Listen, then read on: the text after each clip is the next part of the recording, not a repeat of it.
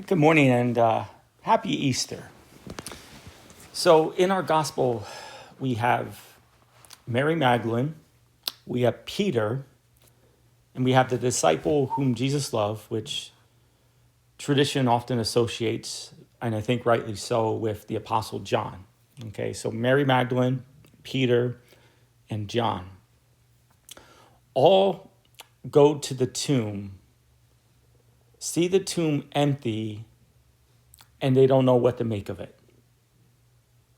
The resurrection is not in the forefront of their mind. And this was a common problem throughout the Gospels where Jesus is speaking on one level and the person he's speaking to is on another level. We saw it in our Lenten readings with, like, for example, the woman at the well. Jesus talking about water springing eternal life. The woman wants this water. She doesn't really quite understand yet what he's referring to. We also see it with the raising of Lazarus, with Martha and Mary. We see elements of faith, but we don't see the entirety of faith. We still see, I'm going to use this on purpose, some of the old yeast that is still growing within them. Okay, so why do I say it in that way? Why do I use yeast? Because another thing that is commonly associated with the Easter celebration, we have the lamb, Passover, all that stuff, but also unleavened bread, because immediately after the Passover, which is the time of the resurrection, is the feast of unleavened bread. Okay, and so essentially two things are happening. One, they're looking for the first sprout of wheat for the season, which will then culminate with the harvest at Pentecost. Okay, so looking for the first sprout of wheat, where then it will grow 7 weeks, later, and then you'll have the harvest, which is often associated with Pentecost. So there's that aspect. Okay, so just think of, Jesus talks about this in the Gospels, where he says, if a grain of wheat falls to the ground, it dies, but if it sprouts, it bears much fruit. Okay, he's talking about his passion and resurrection. So as Jesus is rising from the dead, so also the wheat, which will be used for bread, is also rising from the ground. And that Jesus is going to be this true bread that's going to feed us. Okay. The other thing that's happening on this feast day is the elimination of all the old yeast. Okay, it is absolutely vital, very important, that there is no yeast in the bread that they consume during this week, hence the feast on unleavened bread. Okay, and it goes back to Exodus. Okay, so in Exodus, they were required to do two things, right? To leave Egypt, they were to sacrifice the Passover lamb, which again we just celebrated on Good Friday. Okay, and then also consume unleavened bread. Okay, and really the spiritual significance is twofold. One, they have to leave in a hurry. They have to get out of Egypt right away. But then also, the yeast represented the Egyptian influence in their life. Like they weren't meant to take this yeast with them. They have to leave Egypt behind. Okay, and I think that's really I want to hone into, because throughout the book of Exodus, you see remnants of Egypt remaining in the people. Okay, they want to go back to Egypt when the times are hard.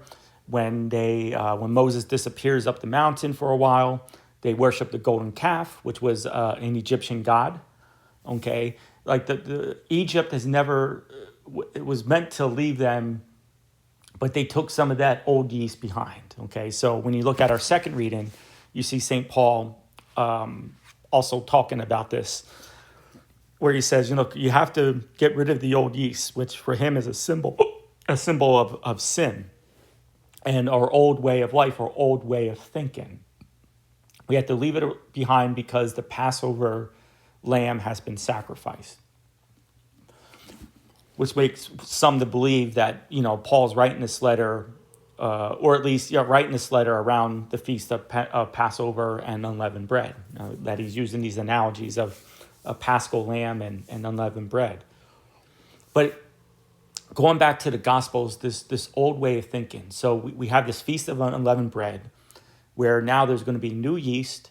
There's a sprout of wheat that's coming from the ground. And this whole new of thinking is the resurrection. It's meant to change our whole outlook on life, our outlook on death, our outlook on sin, and our outlook on our relationship with God. When we sin, we're still clinging to the old way of things. And then in our sin, we worry about things like death and our health. And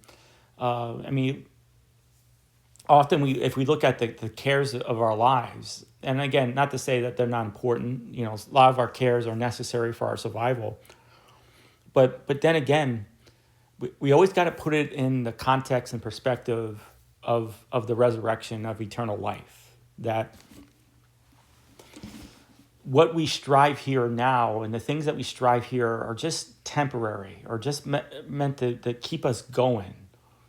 But ultimate destination is the resurrection, okay, which is going to happen through the cross. It's going to happen through dying with Christ.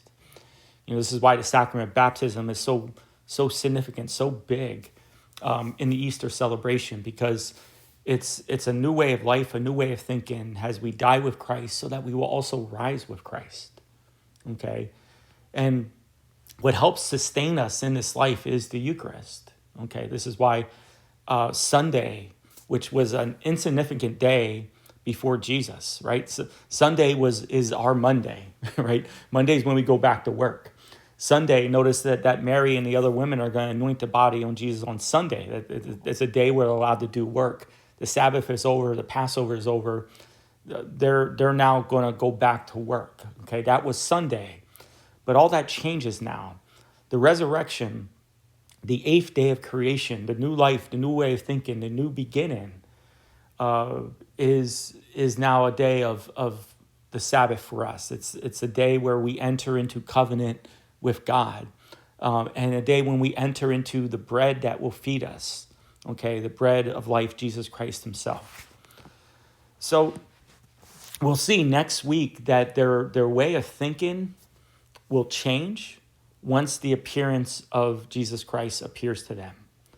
And hopefully, again, in the words of St. Paul, that we continue to remove the old yeast and to move away from the worldly thinking, the old way of thinking, where we're consumed with our own passions and own desires and own successes here in this life, and always have that look forward, and also look now. Jesus Christ is risen.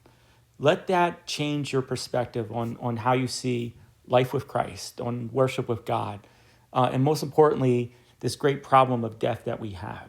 That death becomes a process. It becomes not the end, but a process, a transition from what we believe to be as nothingness and the end of things to a new beginning in the life of Jesus Christ. May God bless you.